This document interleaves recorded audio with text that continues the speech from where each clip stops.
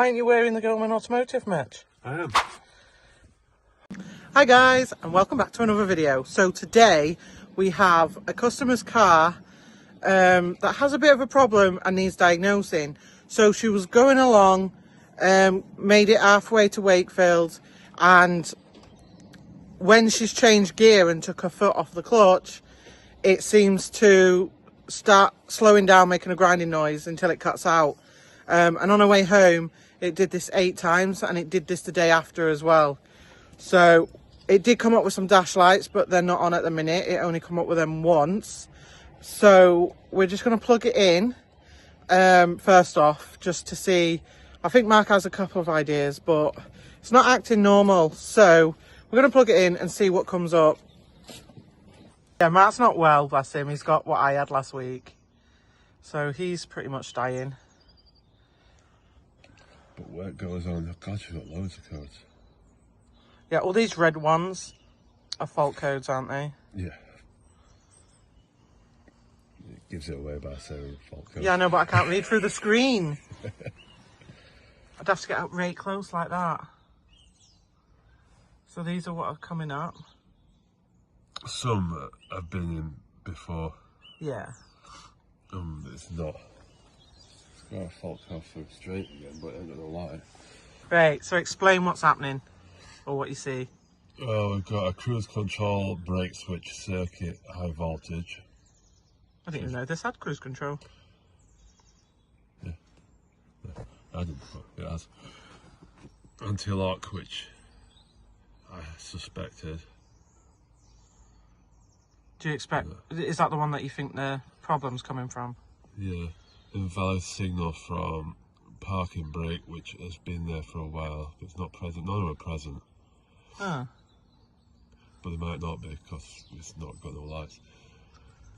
Steering angle sensor, that's been there a while.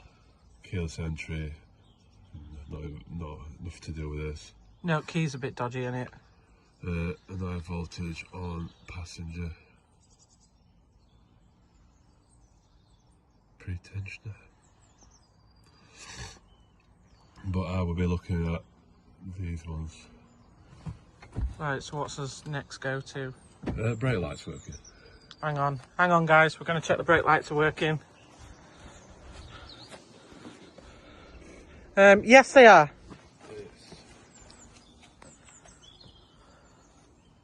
It's not straightforward.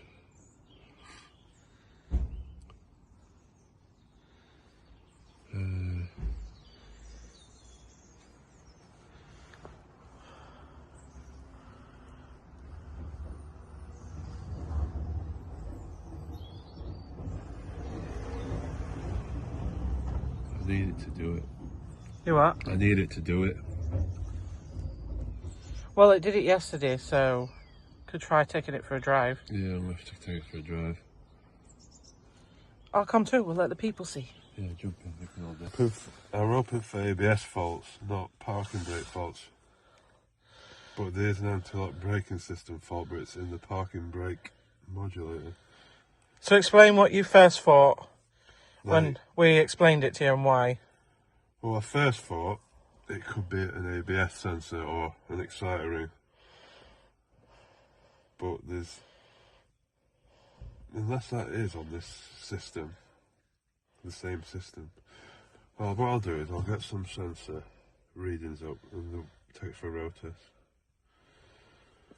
Yeah. And another thing, why aren't you wearing the Goldman Automotive merch? I am. No good for a video, is it? Yeah, but I ain't got a fleece and it's cold. Clutch. So we're just going for a drive, guys, because we're going to try and make it cut out and do what it did to the customer. So I want to know if it's cutting out or stalling because something's locking up and she's not reacting quick enough to put clutch there, you know what I mean? Mark wants me to record this, so that's why we're on this. We are, that's my car. We are, oh, we've locked in. We are going.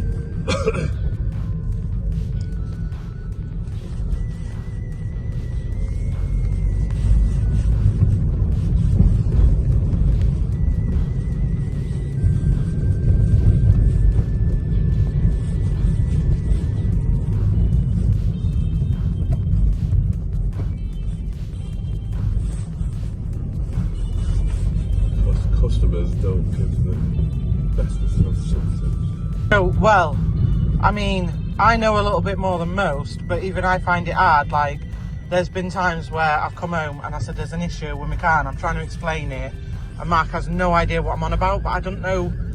Like, if you're not mechanically minded, you don't know how to. It's hard to explain things. In fact, it's near on impossible. But it probably won't do it because I'm a mechanic. Yeah, every time Mark gets in the car, the issues just disappear. My friend Laura can tell you. I can tell you.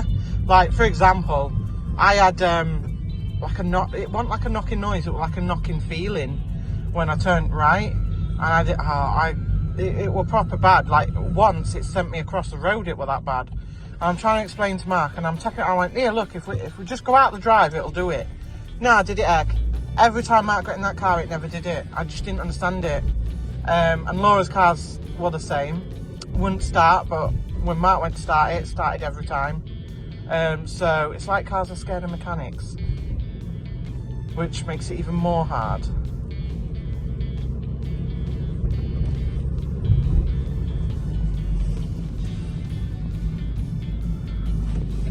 Yeah, I am on this and I know nothing's happening, really.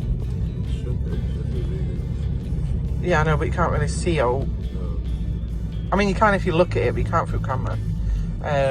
We are going out on the road, but I need to look back on that. Mark wants to look back on It's not this. showing any speed.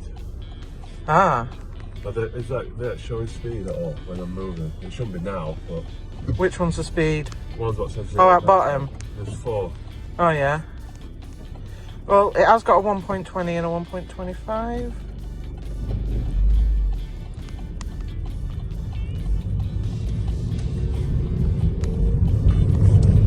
None of them are showing speed. No, they're not working. None of them. The pump monitor is on the pedal switches. It's a pump saying. I don't know. I can't. I don't understand it. It's just a light. It's gone up one box. That's all I can tell you. Because all the numbers at the bottom stay the same. So It's just concerning that none of them are reading speed.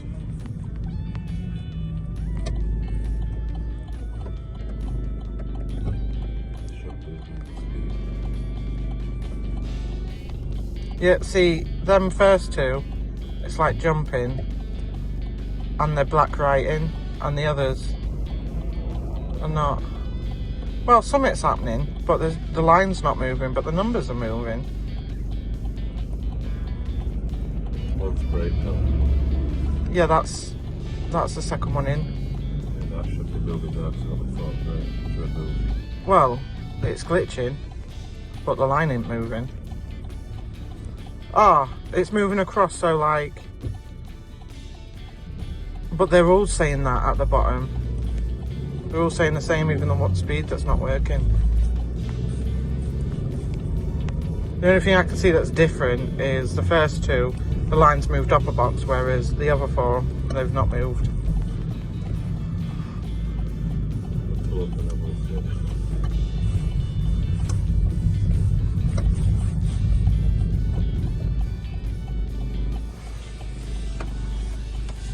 Right, we've got a different screen to look at. Mark's saying it's saying that the ABS pump is inactive, and it should be active. Oh, it says active now, inactive. Right, so that's where.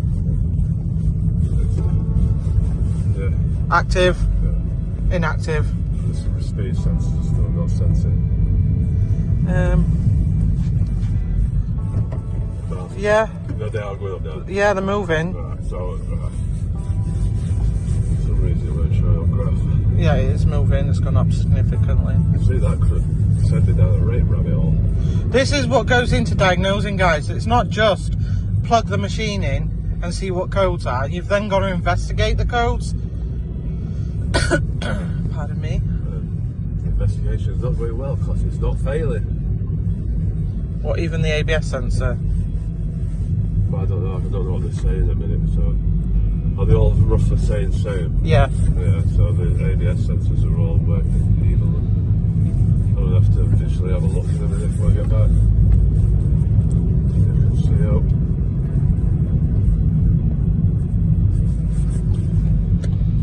She says it makes a grinding noise before it cuts out. Yeah. Which sounds as though something's catching. Yeah, because she said at first she thought it was a mat again. Do you remember when Matt was stuck? Yeah. Because she said she moved that and it's done it 8 more times. Yeah, but it's not done it once for me. No, I know. But the first time she got all the way to Redback before it did it. But then yesterday I think she only went up to the cafe and it did it.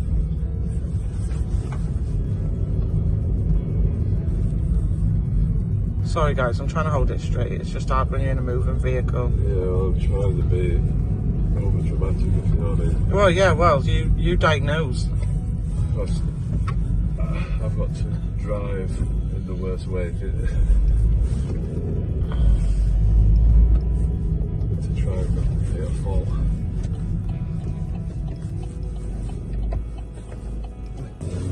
We're on his way back home now. Matt's going to have a manual look, see if we can see out. Right, we've come to a conclusion. We think it's the clutch. Because every time it's happened to her, it's when she takes her foot off the clutch. And Mark, well, explain what you're doing with clutch. Well, I'll put it in gear, and I noticed when I road tested it's got a clutch judder. But with the way I drive, I can counteract that clutch judder quite easily because I'm used to driving different vehicles. So it's an automatic reaction, so I didn't pick up on it, but maybe it is just a clutch judder.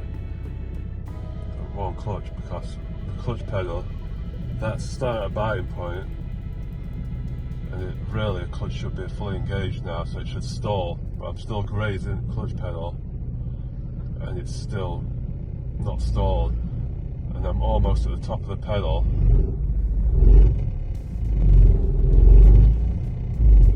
and I'm practically off before it stalls, so I think it's a clutch. So because everything else seems to be working right, all the levels seem to be normal, and it definitely does need a clutch anyway, we're thinking the clutch is causing the issue. So we're going to suggest to the customer that it needs a clutch. Hey guys, I just wanted to do an ending for this video because I've just been editing it and I wanted to tell you the outcome to it. So it turned out, Mark went, let me just go and check something after I'd done that last clip. And he investigated, and it turned out that she don't just need a clutch, she needs a gearbox as well.